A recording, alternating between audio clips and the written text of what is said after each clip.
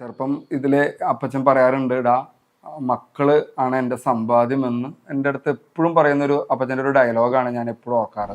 വീണ്ടും നമ്മൾ ഈ സർജറിയിൽ കൂടെ ഓപ്പൺ ആക്കുക എന്ന് പറയുമ്പോൾ പലർക്കും വീട്ടിൽ തന്നെ ഒരു വലിയൊരു വിപ്ലവം നടക്കുമെന്ന് ഞങ്ങൾക്ക് അറിയായിരുന്നു. പലരും പറഞ്ഞു കേട്ടിട്ടുണ്ട്, കൂടുതൽ മക്കളുള്ളപ്പോൾ അവരെ നോക്കാനും പിന്നെ സാമ്പത്തികമായിട്ടൊക്കെ ഭയങ്കര ബുദ്ധിമുട്ടാണ് അവരെ പഠിപ്പിക്കാനും ഒക്കെ ആയിട്ട് അങ്ങനെ പറഞ്ഞു കേട്ടിട്ടുണ്ട്. പക്ഷെ ഞങ്ങൾക്കത് തോന്നിയിട്ടില്ല. എന്താ ഞാനിങ്ങനെ എപ്പോഴും ഞാൻ ചിന്തിക്കാറുണ്ട്, ഈ ലോകത്തെ കാണുവാനും ഈ നല്ല സഹോദരങ്ങളും അല്ലെങ്കിൽ കുടുംബവും കൂട്ടായ്മയും ഒക്കെ കാണാൻ സത്യം പറഞ്ഞ അപ്പച്ചനും അമ്മച്ചിയാണ് എന്നെ അനുവദിച്ചത്.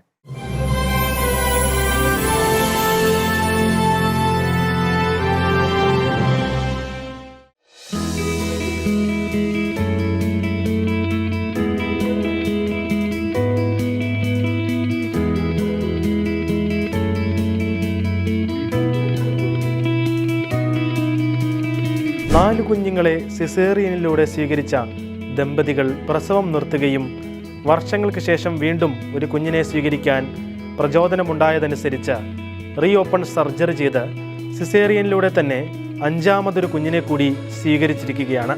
തൃശൂർ പെരുവല്ലൂരിലുള്ള ബാജു മുട്ടത്തിൻ്റെയും കുടുംബത്തിൻ്റെയും വിശേഷങ്ങൾ കാണാം.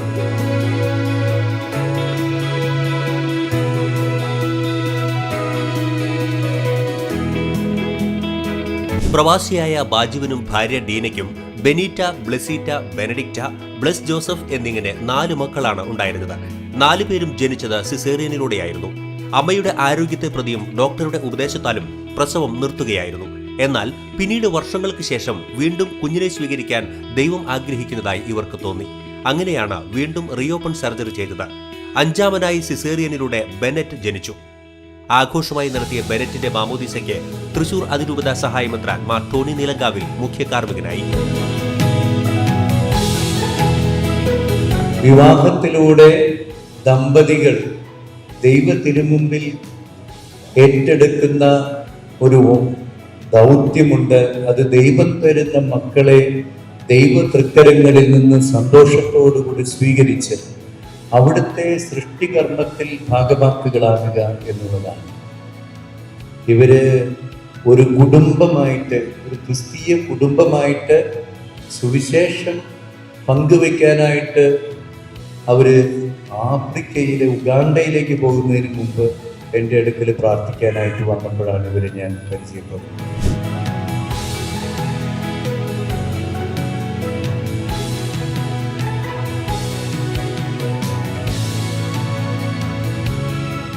ഞാൻ എൻ്റെ ജീവിതത്തിൽ 5ാമനാണ്. ഞാൻ എൻ്റെ ഈ കുടുംബത്തിൽ അപ്പച്ചനും അമ്മച്ചും സാധാരണ ഒരു ജോലിയും ഒക്കെ ആയിരുന്നു. അപ്പോൾ 5ാമനായി ഞാൻ പിറന്നപ്പോൾ ഞാനിങ്ങനെ എപ്പോഴും ഞാൻ ചിന്തിക്കാറുണ്ട്, ഈ ലോകത്തെ കാണുവാനും ഈ നല്ല സഹോദരങ്ങളും അല്ലെങ്കിൽ കുടുംബവും കൂട്ടായ്മയും ഒക്കെ കാണാൻ സത്യം പറഞ്ഞ അപ്പച്ചനും അമ്മച്ചിയാണ് എന്നെ അനുവദിച്ചത്. അപ്പോൾ ഞാനിങ്ങനെ ചെറുപ്പം മുതലേ എൻ്റെ ഒരു ക്യാരക്ടർ എല്ലാവർക്കും അറിയാം, കുറേ ആളുകൾക്കൊക്കെ അറിയാം. ഞാൻ ഈ കുട്ടികളെയാണ് എനിക്ക് ഏറ്റവും കൂടുതൽ തുടക്കം മുതലേ ജീസസ് യൂത്തിലൊക്കെ വന്നപ്പോൾ ഞാൻ കിഡ്സ് മിനിസ്ട്രിയും അങ്ങനെ ആക്ഷൻ സോങ്ങും പരിപാടികളൊക്കെ ആയിട്ട് നടക്കുന്നൊരു പ്രാകൃതക്കാരനായിരുന്നു. പിന്നെ ഞാൻ ഈ പറഞ്ഞ മാതിരി നമ്മുടെ ഓരോ കുഞ്ഞുങ്ങളെയും കാണുമ്പോൾ എൻ്റെ ഉള്ളിൽ എനിക്ക് ഇതേപോലെ ആ കുഞ്ഞുങ്ങളോടൊരു പ്രത്യേക ഒരു സ്നേഹം എപ്പോഴും എനിക്കുണ്ടായിട്ടുണ്ട്. അപ്പം ഞാൻ ഈ പ്രോ ലൈഫിൻ്റെ പല ക്ലാസ്സുകളിലൂടെ കടന്നു പോയപ്പോഴൊക്കെ എനിക്ക് മനസ്സിലായി, ഞാൻ എൻ്റെ കുടുംബജീവിതം ആരംഭിക്കുന്ന സമയത്ത് ഞങ്ങൾക്ക് കുറേ മക്കൾ വേണമെന്ന് ഞാൻ പറഞ്ഞു നടക്കാറുണ്ട്. പക്ഷെ ഞങ്ങൾ പറഞ്ഞല്ലോ, ഇതേപോലെ 3-4 ഒക്കെ ഞങ്ങൾക്ക് സിസേറിയൻ ആയപ്പോൾ ഞങ്ങൾ ഇതേപോലെ മറ്റുള്ള സ്ഥലങ്ങളിൽ നിന്നെല്ലാം പ്രഷറൈസ്ഡ് വരാൻ തുടങ്ങി. അന്ന് ഇതേപോലെ നമുക്കൊരു റീകനലൈസേഷനെ കുറിച്ചൊന്നും അറിയില്ലായിരുന്നു. പിന്നെ ആ അത്ര ഇങ്ങോട്ട് ഒരു പ്രചാരത്തിൽ വന്നിട്ടില്ല. അപ്പോൾ ഈ പറഞ്ഞ കാര്യങ്ങളൊക്കെ ഞങ്ങളുടെ ജീവിതത്തിൽ വന്നപ്പോൾ ഞങ്ങൾക്ക് ശരിക്കും പ്രതിസന്ധിയായി. ഇപ്പോൾ ഈ സമൂഹം തന്നെ ഈ പറഞ്ഞ 1-2 കാര്യങ്ങളും വെച്ച് അല്ലെങ്കിൽ 2 മക്കളൊക്കെ വെച്ച് പല പ്രശ്നങ്ങളിലൂടെ കടന്നു പോകുന്നത് ഞാൻ ഈ കാലഘട്ടങ്ങളിലെല്ലാം കാണുന്നുണ്ടായിരുന്നു. അതാണ് ഞങ്ങൾക്ക് ഈ ഒരു 5ാമത്തെ കുഞ്ഞിയും ഇനിയും കുട്ടികൾ സ്വീകരിക്കാൻ കർത്താവ് അനുവദിക്കുകയാണെങ്കിൽ വേണമെന്നുള്ളൊരു ചിന്ത ഞങ്ങളെ ഡ്രൈവ് ചെയ്തത്. അപ്പോൾ ആ ഒരു തീരുമാനം എടുക്കാൻ വേണ്ടി ഞങ്ങൾ കുറേ പ്രോസസ്സിലൂടെ എല്ലാം കടന്നുപോയി, പ്രാർത്ഥിച്ചിരുന്നു. ഞങ്ങൾ ഓരോ വിശുദ്ധ ബലിയിലെയും ഞങ്ങളത് സമർപ്പിച്ച് പ്രാർത്ഥിച്ചിരുന്നു. ഞങ്ങൾ 5 വർഷമാണ് ഞങ്ങൾ ഉദ്ദേശിച്ചിരുന്നത്. ഈ 5 വർഷം കഴിഞ്ഞപ്പോൾ ഞങ്ങൾക്കിത് ചെയ്യാൻ വേണ്ടി ഈ ഒരു സർജറിയിലൂടെ കടന്നു പോകാൻ ഒത്തിരി പ്രാർത്ഥന ഞങ്ങൾക്ക് വേണമെന്ന് ഞങ്ങൾക്ക് മനസ്സിലായി. അപ്പം ഞങ്ങൾ എന്നും കുടുംബ പ്രാർത്ഥന ഞങ്ങൾ സ്ട്രോങ് ആയിരുന്നു. പ്രത്യേകിച്ച് കൊറോണയുടെ സാഹചര്യങ്ങളിൽ ഞാൻ ദുബായിലും ഡീന നാട്ടിലും മക്കളൊക്കെ നാട്ടിലായപ്പോഴും ഞാൻ കുടുംബ പ്രാർത്ഥന മുടക്കാതെയുള്ള ഒരു ജീവിതശൈലി ഉണ്ടായിരുന്നു ഞങ്ങൾക്ക്. ഞങ്ങളത് സൂമിലോ അല്ലെങ്കിൽ ബോട്ടുമിലോ ഇരുന്ന് ഞങ്ങൾ പ്രാർത്ഥിക്കും. അപ്പോൾ ഓരോ കുടുംബ പ്രാർത്ഥനയിലും കർത്താവ് തരുന്ന വചനമാണ് ഞങ്ങൾ ഡ്രൈവ് ചെയ്യാറ്. അപ്പോൾ ഞാൻ ഈ ഒരു തീരുമാനം എടുത്തു, വീണ്ടും വെക്കേഷൻ വരണമെന്നുള്ള ഡീന പറഞ്ഞു, ബാധിച്ചിട്ടുണ്ടെങ്കിൽ ഈ സർജറിയിലൂടെ ഞാൻ കടന്നു പോകാൻ റെഡിയാണ് എന്നുള്ള സ്ട്രോങ് ഡിസിഷൻ പറഞ്ഞപ്പോൾ നമുക്കറിയാം ഞങ്ങളുടെ കുടുംബത്തിലൊക്കെ ഒത്തിരി വിപ്ലവങ്ങളൊക്കെ സാധ്യതകളുള്ള സമയമായിരിക്കും എന്ന് നിങ്ങൾക്കറിയായിരുന്നു. പക്ഷെ ഞങ്ങൾ കർത്താവിനോട് ചോദിച്ചു, ഒരു ദിവസം വെച്ചത് ഞങ്ങളുടെ കുടുംബ പ്രാർത്ഥനയ്ക്ക് ശേഷം ഞാൻ പറഞ്ഞു ഞാൻ ഇന്ന് ബൈബിൾ വായിക്കാം. ബൈബിൾ എടുത്ത് വായിച്ചു. ഞങ്ങൾക്ക് കിട്ടിയ വചനമായിരുന്നു ജെറമിയ 29-ാം അധ്യായം 6-ാം വചനം. ഈ വചനം എങ്ങനെയാണ് പറയുന്നത്? വിവാഹം കഴിച്ച് സന്താനങ്ങൾക്ക് നിങ്ങൾ ജന്മം നൽകുവിൻ, നിങ്ങളുടെ പുത്രിപുത്രന്മാരെയും വിവാഹം കഴിപ്പിക്കുവിൻ, അവർക്ക് മക്കളുണ്ടാകട്ടെ, നിങ്ങൾ പെരുകണം, നിങ്ങളുടെ സംഖ്യ കുറഞ്ഞു പോകരുത്. ഞാൻ ഈ ഒരു വചനം ഞാൻ പലയിടത്തും വെച്ച് കേട്ടിട്ടുണ്ട്. ഞാൻ എൻ്റെ മനസ്സിലുള്ളത് അതുവരെ ഞാനത് ഉൽപ്പത്തിയിലോ മറ്റുള്ള ഏതെങ്കിലും പഴയ നിയമത്തിൽ തന്നെ തുടക്കത്തിലൊക്കെ ആയിരിക്കുന്നതാണ് ഞാൻ ഇതുവരെ ചിന്തിച്ചിരുന്നത്. പക്ഷെ ഇത് കർത്താവ് ഞങ്ങളോട് കറക്റ്റ് പറഞ്ഞ മാതിരി ഞങ്ങൾക്ക് മനസ്സിലായി. ഞങ്ങൾ സ്ട്രോങ് ഡിസിഷൻ എടുത്തു. ഞാൻ പെട്ട ദിവസം എൻ്റെ കമ്പനിയിൽ ഇപ്പം ചെയ്യുന്ന ജോലിക്ക് മുമ്പ് വേറൊരു കമ്പനിയിലായിരുന്നു. ആ കമ്പനിയിൽ ഞാൻ ഇത് കൊടുത്തു, ആപ്ലിക്കേഷൻ കൊടുത്തു. കുറേ പേര് ഞങ്ങളെ വീണ്ടും ഞങ്ങളെ നിരുത്സാഹപ്പെടുത്താൻ തുടങ്ങി. മക്കൾക്ക് ഇനി അമ്മയുണ്ടാവും, അങ്ങനെ കുറേ നെഗറ്റീവുകളും ഒക്കെ ഞങ്ങളൊക്കെ കേൾക്കാനും ഞങ്ങളുടെ കുടുംബത്തിൽ നിന്ന് തന്നെ ഒത്തിരി പ്രശ്നങ്ങൾ ഞങ്ങളെ അനുഭവിക്കാൻ പറ്റി. ഇതിനെല്ലാം ഞങ്ങൾ പ്രതിവിധിയായി കണ്ടത് ഞങ്ങൾ ഡ്രൈവ് ചെയ്ത ഈ ഒരു വചനമായിരുന്നു. പിന്നെ ഞങ്ങൾക്കൊരു സ്പിരിച്വൽ ഫാദർ ഒപ്പം തന്നെ ഞങ്ങൾക്ക് ഈ ടൈമുകളിൽ ഞങ്ങളുടെ കൂടെ ഉണ്ടായിരുന്നു. ആ അച്ഛൻ ഞങ്ങളുടെ സ്ട്രോങ് ആയിട്ട് ഞങ്ങളുടെ കൂടെ നിന്നു. ഒപ്പം തന്നെ ഞങ്ങൾക്കൊരു ഗൈഡൻസ് തരാൻ വേണ്ടി ജീസസ് യൂത്തിൻ്റെ തന്നെ ഒരു ഫാമിലി മിനിസ്ട്രിയിലേക്ക് ഞങ്ങളെ ഉൾപ്പെടുത്തിയിരുന്നു. ജീസസ് യൂത്ത് അല്ല, വേറെ എല്ലാം വൈഡ് കമ്മ്യൂണിറ്റികളെല്ലാം ഒരുമിച്ച് കൂടി ഒരു ഫാമിലി മിനിസ്ട്രി ഉണ്ടായിരുന്നു. അവരുടെ കുറേ ഗൈഡൻസും അവരുടെ കുറേ പ്രോത്സാഹനവും ഇത് റീകൺസ്ട്രക്ഷന് കടന്നുപോയ ആളുകളുടെ കുറേയൊക്കെ ധൈര്യപ്പെടുത്തലുകളൊക്കെ ഡീനയ്ക്കും എനിക്കൊക്കെ ഒരു മോട്ടിവേഷനായി. ഞങ്ങൾക്ക് കുറേ കുഞ്ഞുങ്ങൾ വേണമെന്ന് ഞങ്ങൾ ഭയങ്കരമായിട്ട് ആഗ്രഹിച്ചിരുന്നു. ഞങ്ങൾ രണ്ടുപേരും കൂടിയിട്ടാണ് ഡിസിഷൻ എടുത്തത്. നമുക്കിനിയും ഈ സർജറി ചെയ്യാമെന്നുള്ള ഒരു തീരുമാനത്തിലെത്തിയത്. പിന്നെ വിശുദ്ധ കുർബാനയിലൂടെയാണ് ഞങ്ങൾക്ക് ഇതിനുള്ള ഒരു ശക്തി ലഭിച്ചത്. നമുക്കറിയാം ഇതിനെ കുറിച്ച് നമ്മൾ ആരെടുത്തെങ്കിലും പറഞ്ഞു നിർത്തിയ ഒരു പ്രഗ്നൻസി വീണ്ടും തുടങ്ങുക എന്ന് പറയുമ്പോൾ, വീണ്ടും നമ്മൾ ഈ സർജറിയിൽ കൂടെ ഓപ്പൺ ആക്കുക എന്ന് പറയുമ്പോൾ പലർക്കും വീട്ടിൽ തന്നെ ഒരു വലിയൊരു വിപ്ലവം നടക്കുമെന്ന് ഞങ്ങൾക്ക് അറിയായിരുന്നു. എങ്കിലും ഞങ്ങൾ വിശുദ്ധ കുർബാനയിൽ ഇത് സമർപ്പിച്ച് പ്രാർത്ഥിച്ചു. അതുപോലെ കുടുംബ പ്രാർത്ഥനയിലും ഇപ്പോൾ പറഞ്ഞ പോലെ വചനം കിട്ടിയപ്പോൾ ഞങ്ങൾക്കത് കൂടുതൽ പ്രചോദനമായി. പിന്നെ ഇന്നും ഞങ്ങൾ എല്ലാവരും കൂടിയിട്ട് വിശുദ്ധ കുർബാനയ്ക്ക് പോകാറുണ്ട്. അപ്പം പ്രത്യേകമായിട്ട് പ്രാർത്ഥനകളിലൊക്കെ ഞങ്ങൾക്ക് അതിനുള്ളൊരു ശക്തി ലഭിച്ചു. ഹസ്ബൻഡിൻ്റെ ഭാഗത്തു നിന്നായാലും നല്ലൊരു എല്ലാറ്റിനും ഞാൻ കൂടെ ഉണ്ടെന്നുള്ള ഒരു ബലം എനിക്ക് ലഭിച്ചിരുന്നു. അതന്നെ എനിക്ക് എല്ലാറ്റിനും മുന്നിലേക്ക് വരാനായിട്ടുള്ള ഒരു പ്രചോദനമായി. അതുപോലെ തന്നെ മക്കളായാലും ഇനി അവർക്ക് ഒരു ഉണ്ണീനെ വേണം, അങ്ങനെയുള്ള ഒരു ആഗ്രഹമുണ്ട്. അവർ നോക്കാൻ റെഡിയാണ്. അപ്പോൾ എനിക്കായാലും തോന്നി വീട്ടിൽ അതൊരു ചേഞ്ചസ് വരുത്താനായിട്ട് അത് ഇതാവും എന്ന് എനിക്ക് തോന്നി. അതാണ് പിന്നെ ഞാൻ കൂടുതലായിട്ട് സമ്മതിച്ചത്. പിന്നെ എനിക്കും കുഞ്ഞുങ്ങളെന്ന് പറഞ്ഞാൽ നല്ല താല്പര്യമുള്ളതാണ്. മക്കളിനെ നോക്കുക എന്ന് പറഞ്ഞാൽ ബുദ്ധിമുട്ടുണ്ട്, അതിൻ്റെതായ ബുദ്ധിമുട്ടുകളുണ്ട്. ഇപ്പോൾ എന്ന് പറഞ്ഞു കഴിഞ്ഞാൽ 5ാമത്തെ ആൾ വന്ന ശേഷമായാലും എനിക്ക് ആ ഒരു ഡെലിവറിയുടെ സമയം വരെയുള്ള പ്രശ്നങ്ങൾ മാത്രമേ എനിക്കൊരു ബുദ്ധിമുട്ടായിട്ട് തോന്നിയിട്ടുള്ളൂ. അത് കഴിഞ്ഞപ്പോൾ നോക്കാനായാലും ഒക്കെ മക്കള് എന്നെ സഹായിക്കുന്നുണ്ട്. വീട്ടു ജോലികളിലായാലും എല്ലാറ്റിനും അവരെൻ്റെ കൂടെ തന്നെയുണ്ട്.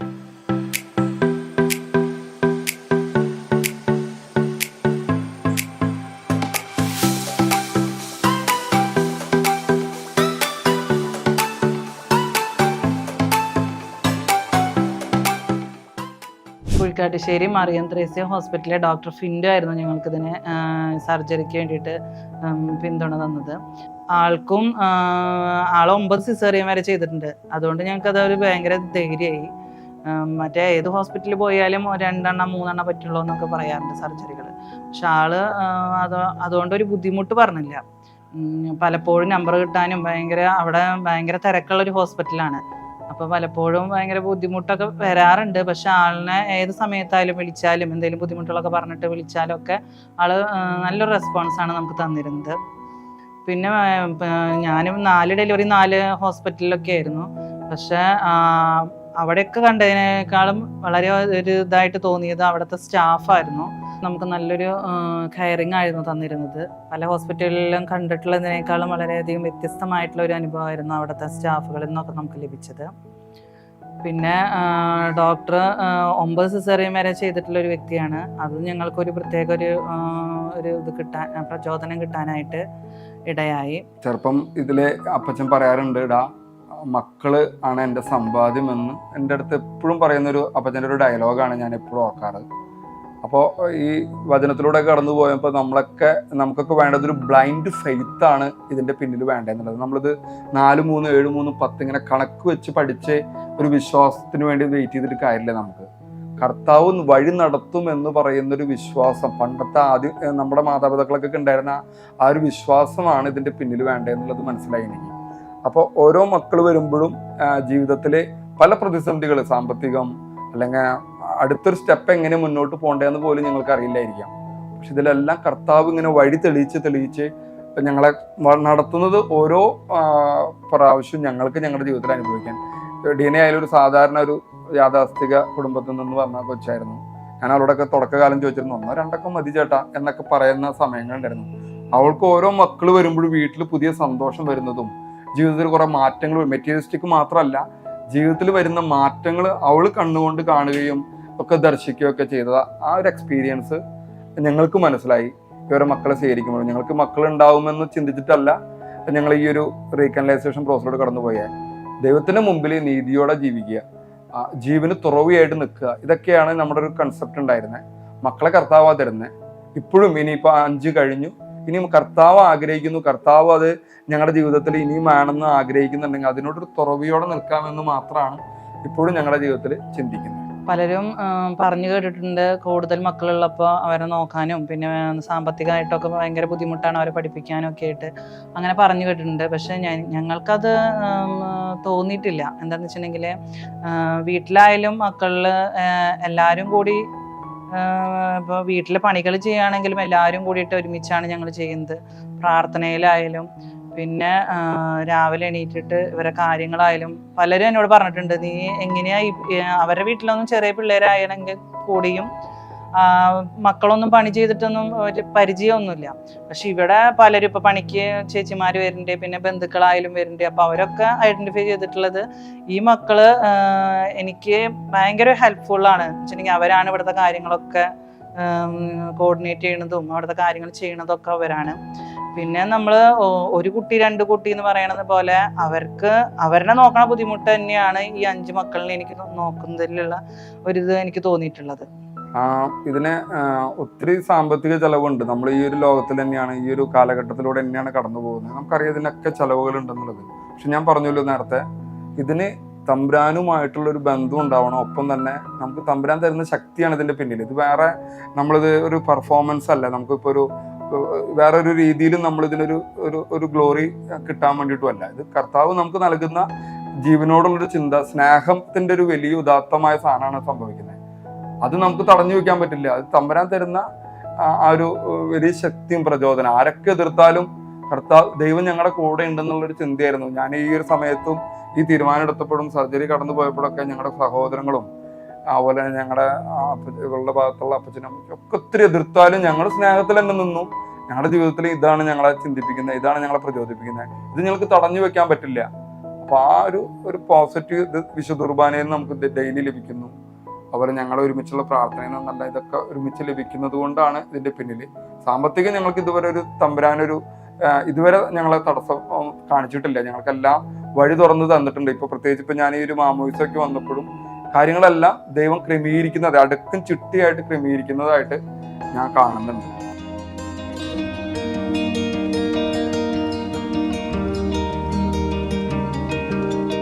എനിക്ക് ഭയങ്കര സന്തോഷമായിരുന്നു ഉണ്ണി വരുന്നു എന്ന് പറഞ്ഞപ്പോൾ. പക്ഷെ സർജറി കഴിഞ്ഞതിന് ശേഷം ഡോക്ടർ പറഞ്ഞിട്ടുണ്ടായിരുന്നു 25% ഉറപ്പുള്ള ഉണ്ണി ഉണ്ടാവുമെന്ന്. അപ്പൊ ഞങ്ങളുടെ കുർബാനയിലും പ്രാർത്ഥനയിലും ഒക്കെ സമർപ്പിച്ച് പ്രാർത്ഥിച്ചിരുന്നു. അപ്പൊ ഞങ്ങൾ നല്ല സന്തോഷത്തിലാണ് ഉണ്ണിവാവ ഉണ്ടായത്. എനിക്ക് ഉണ്ണി വരണു എന്നൊക്കെ പറഞ്ഞപ്പോ ഭയങ്കര സന്തോഷമായിരുന്നു. അമ്മേനെക്കാട്ടും കൂടുതൽ ഞങ്ങളാണ് ഇപ്പൊ എടുത്തു നടക്കലും കളിപ്പിക്കലൊക്കെ. എനിക്ക് ഫുള്ള് ചേച്ചിമാരാണ്. അപ്പൊ ഞാനൊരു ആണുണ്ണി വാവേനെ കിട്ടാൻ വേണ്ടി പ്രാർത്ഥിച്ചു. അപ്പൊ ഈ അമ്മ ഗർഭിണിയാന്ന് അറിഞ്ഞപ്പോ ഞാനിപ്പോ കൊറേ പ്രാർത്ഥിച്ചപ്പോ ഒരു ആണുണ്ണി. 1 or 2 മക്കൾ ഉണ്ടായതിനു ശേഷം പ്രസവം നിർത്തിയ പലർക്കും ഇന്ന് വീണ്ടും മക്കളെ സ്വീകരിക്കാൻ ഒരു പ്രചോദനമാവുകയാണ് ഈ ദമ്പതികൾ. കൂടുതൽ മക്കളുണ്ടാകുമ്പോൾ നാം ദൈവപരിപാലനയെ കൂടുതൽ അടുത്തറിയുമെന്നും ഇവരുടെ അനുഭവങ്ങൾ നമ്മെ പഠിപ്പിക്കുന്നു. കൂടുതൽ മക്കളെ സ്വീകരിക്കുക എന്നത് ദൈവഹിതമെന്നതുപോലെ തന്നെ സഭയെ വളർത്തുന്നതും സുവിശേഷ പ്രഘോഷണത്തെ സഹായിക്കുന്നതുമാണ്. ദിവ്യകാരുണ്യ ഈശോയോട് ഹൃദയം ചേർത്തുവെച്ച് നമുക്കും പ്രാർത്ഥിക്കാം. ദൈവഹിതമനുസരിച്ച് കുടുംബത്തെ ക്രമീകരിക്കാൻ അനുഗ്രഹം തരണമേ എന്ന്.